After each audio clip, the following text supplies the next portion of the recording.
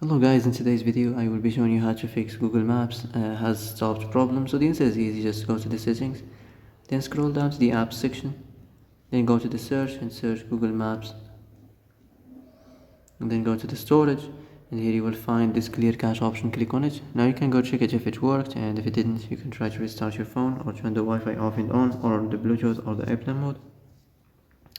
Also you can try to clear data, but be careful. If you clear data, all this application's data will be deleted. This includes all files, the settings, the accounts, the databases, etc. So be careful if you want to clear your data.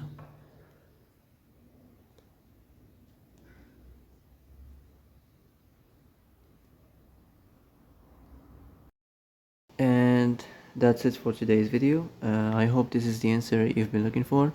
If you like this video, don't forget to like and subscribe, and see you in the next video. Thanks for watching.